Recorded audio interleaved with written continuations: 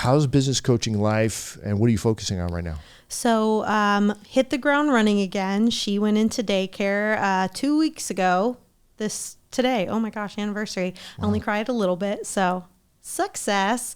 But yeah, just hit the ground running again. I've been networking here in San Antonio for a while, and I feel like now that I've been in the networking scene and really gotten to know some of the businesses, it's really starting to hit home. Most of the businesses that I'm working with right now, we're really focusing on what the big vision is and how to connect the big vision to where you are now. Where do you see they get stuck from connecting the big? First of all, let me back up just a little bit. So when it comes to the big vision, do most entrepreneurs that you talk to, not just your clients, right? But like, because I know you talk to a lot of people, but do they have a big vision?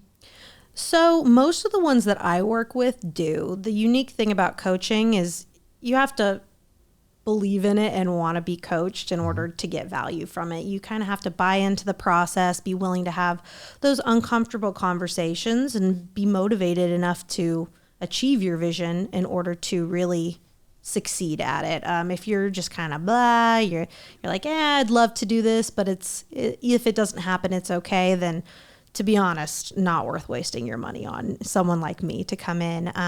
But I'm not finding that very often. Most people in the entrepreneurial world get into this, and it's so difficult that they have a big reason that they want to do it. But you have conversations with a lot of people that aren't your clients. Oh yeah. So when I know you run into these folks that they don't have the stomach for having a business coach.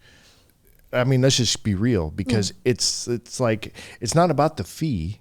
It's about what comes with it. It's like, are you really ready to be challenged in your business?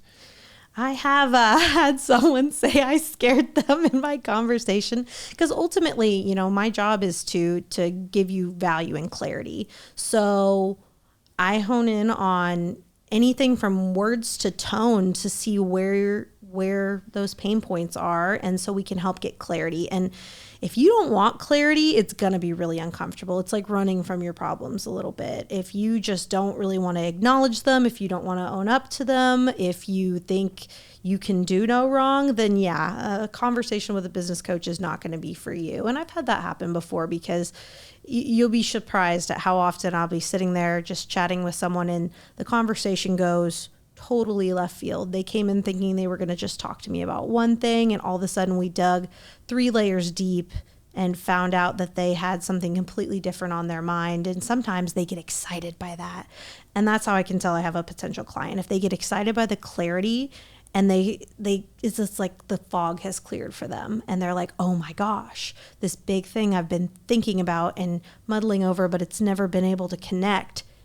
I finally see a way to connect it, and this is great. And then you see others that are just like, I don't want to talk about that. And I'm hopefully empathetic enough not to push them on it. I don't want to make someone uncomfortable, but that's how you can tell if someone gets excited by the idea of being challenged. Well, entrepreneurship, I think, is very much a do sport, right? It's not, learning is important, right? Study is important, all those kind of things. But and I've talked to enough people to know this to be somewhat prevalent, is in business school, there's a big disconnect between the books and the do, right? So, but out in the real world, there can be a big disconnect between the do and the books, right? So you got a bunch of doers that are out there hustling, and they're like, I can't afford business school. I don't want to do business school, whatever the thing is. And then they get into it, and I'm one of these people.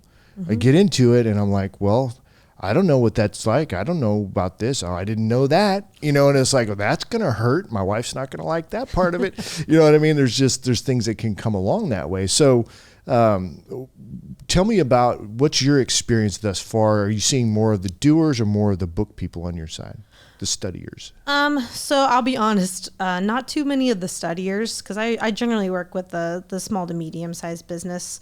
There are some MBAs out there, but a lot of those teach more of the structure of corporate. Not too many MBA programs are focused solely on like the purely entrepreneurial way of life, those small to medium-sized business. You get a lot of that from books. So most of the people I meet are the doers, and really where it comes down to, it's not so much that they can't do it and not so much that they don't know it. It's that it all exists in their head.